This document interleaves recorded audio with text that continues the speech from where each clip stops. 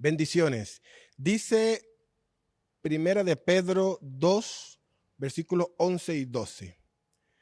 Amados, yo os ruego como extranjeros y peregrinos que os abstengáis de los deseos carnales que batallan contra el alma, manteniendo buena vuestra manera de vivir entre los gentiles, para que en lo que murmuran de vosotros como de malhechores, glorifiquen a Dios en el día de la visitación al considerar vuestras buenas obras.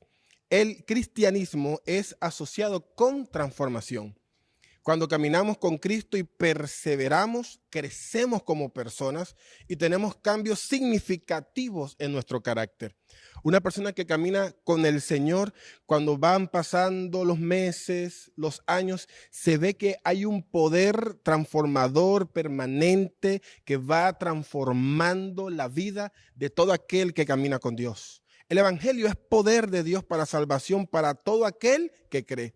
En los versículos leídos, el apóstol Pedro hace un llamado a pelear contra todo aquello que pueda hacernos retroceder.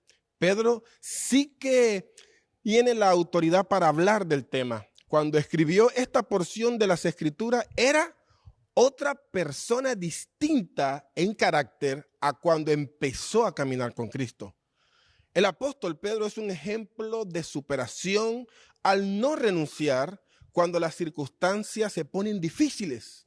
Pedro, a pesar de todo, aunque tuvo momentos difíciles, él volvió al Señor. Más bien, Pedro, el apóstol Pedro, nos enseña que con la ayuda de Dios podemos crecer siendo ejemplo en nuestra manera de vivir. Miremos entonces algunos aspectos de la vida de Pedro y cómo superó los obstáculos que impedían su crecimiento como cristiano. Al principio, dice la Biblia que él era de oficio pescador y su nombre era Simón. De esta labor obtenía el sustento para su familia. Simón era emocionalmente inestable. La Biblia lo muestra en episodios donde era emocionalmente inestable. Esto lo hacía un hombre impetuoso, sin control de impulsos, de reacciones inesperadas. Pero el Señor Jesús fue tocando el carácter de Simón con instrucción, con llamados de atención y con enseñanza permanente de los principios de Dios. Y es que cuando nosotros permitimos la influencia del Señor en nuestras vidas, veremos cambios sustanciales en nuestro ser. La enseñanza permanente del Señor tocó a Simón Pedro, causando un impacto en él. Pero Simón pasó de ser Simón a ser el apóstol Pedro. Hubo una transición. Y Simón, a pesar de sus falencias, entendió que si caminaba con el Señor, tenía oportunidad de cambio y tendría ayuda para crecer. Jesús dijo, porque separados de mí, nada podéis hacer. Juan 15:5. Un día Jesús le dijo, Simón, tú eres Pedro.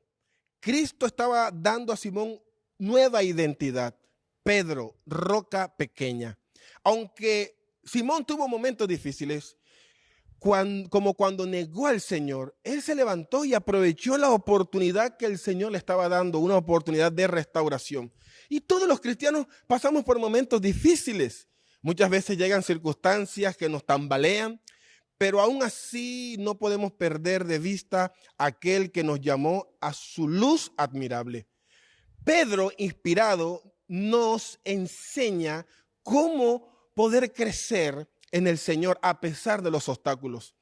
Pedro dice que nos abstengamos de los deseos carnales. Es que siempre hay una lucha entre nuestro espíritu y nuestra carne. Y la manera de vencer esta última es alimentando nuestro espíritu.